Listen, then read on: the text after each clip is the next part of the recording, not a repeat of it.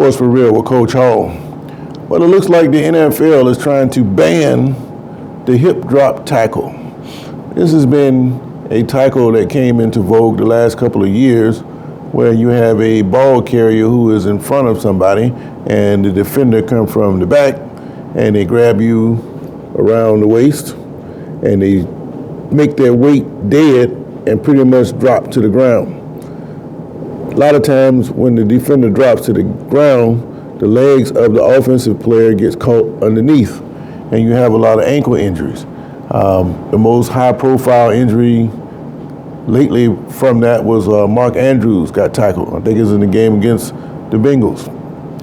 Andrews is a very important part of the Ravens offense, which to me looks like he's the number one target for Lamar Jackson.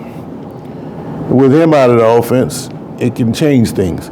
But with that emergence of Isaiah Likely, they didn't really lose a whole lot. You know, if you got Likely and Andrews there, that's a pretty good combination. But without Andrews, it slowed the Ravens down a little bit. But the point is, when you make these tackles, it looks like the offensive players are injured on a higher rate than any other tackle. So the league, they want to get rid of it. But of course, the players union and the players themselves, they're kind of against it. And I'll give you an idea about why I think that is the case. You know, they outlawed the horse collar tackle. They call it the horse collar. And that was a favorite move by former Cowboys safety Roy Williams. Guy get behind in front of him, and you got to make a tackle. Reach out and grab him wherever you can, and got behind in those shoulder pads and pull him backwards. That is unnatural motion for the runner. And when he grabbed Terrell Owens, he got hurt. Terrell Owens was having a great year that year. He eventually came back from that injury to play in the Super Bowl, even though he wasn't 100%. But you can see how the horse collar tackle is devastating. Several people got hurt behind that. So you take that away. So if a guy gets in front of you, you can't grab him from the back. Now, with the hip drop tackle, you can't grab him from behind and sink your weight. Other tackles that are outlawed, if you're trying to hit the quarterback, you can't hit him too high. You can't hit him too low. If you're gonna get a legal shot on him, you can't fall on him. And that's just the quarterback. So that's what? 5 instances right there. Then the normal tackle. If I hit a running back, I can't drop my head too low. Even if the running back changes the pitcher and I hit him in the wrong spot, it's gonna be a penalty on me. So the point is, it's very few places where you can make a tackle on a guy without getting penalized. So it looks like to me, the league is squeezing all available options for a guy to make a tackle. So if you can't legally tackle a guy, what's next? Well, I've been calling attention to this for a couple years now, and my fears started to be materialized when they came up with the flag football game for Pro Bowl. If you can't tackle a guy, the only thing left to do is start to pull his flag. That's the only thing that's left. You know, people want to see offense, and the defense can't play. What is the point of them being out there? So to solve that, you can put a defense out there and pull flags. At least the likelihood of somebody getting seriously injured is greatly decreased. But as I've seen in flag football games before, you can still get broke legs and jaws and everything else. Then they're going to start coming back and say, well, we need to put some equipment on these players. Then you're going to be right back to where you are now. So nobody's ever going to be fully satisfied. But if you think about the flag football phenomenon, it's a grassroots movement going on. Now, where I'm from, we didn't have Pop Warner at the time I played, and we had some serious flag leagues at 2 different levels as I was coming up. Then that ran all the way till you got to the 9th grade where you can go play tackle football in high school. But before then, you had to play flag. And people always would say, that's not real football. Of course it's not real football because you don't have that physical violence involved.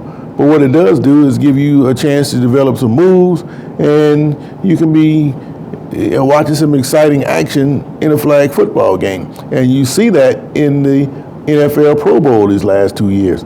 But is that something that people really want to see? Spend all that money to go see somebody grab a flag? I don't think so. So the league has to make a decision. These guys, if they're going to play the football, they already know what kind of sacrifice that they're putting on the line to play this game. So I think they have to accept a certain level that these people are going to get hurt. The players already know to a certain extent what may happen, and you're just going to have to deal with it. Either you play the game or you don't.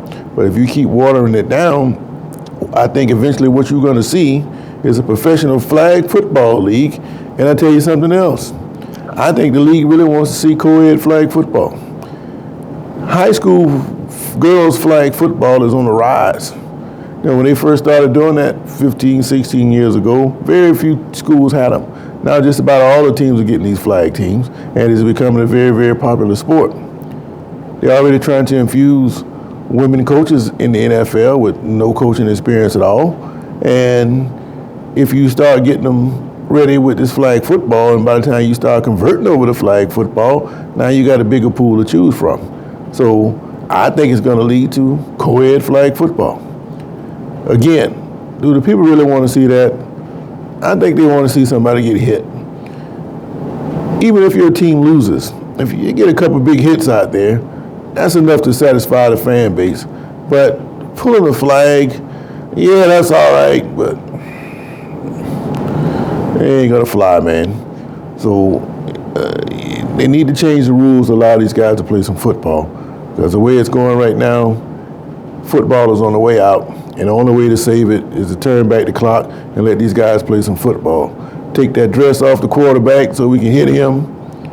Let these guys make a tackle and call it fair. You know, I understand certain rules like the horse collar, where you ruin a guy's knees. But if you can't hit a guy high, you're going to hit him low, you're going to mess his legs up, and he's going to be able to run no more. And it's a rabbit hole. There's nothing you can really do. Instead of trying to make all these fancy rules and just let them play, then you'll find that the injuries will go down. And I just don't see it no other way. But until then, I don't know if the hip drop tackle is a good move or not. Nobody's trying to hurt the other guy, but if you're trying to win the game, and the last thing a guy can do is to grab you by the waist or grab you by the horse collar, oh, you just got horse collared. And I just dropped my hips on you, because I stand a better chance if I can line back up and make a play instead of just allowing you to run for a touchdown so I don't get penalized. We're going to get the penalty and deal with it later. And that's just the only way to play it. This is sports for real.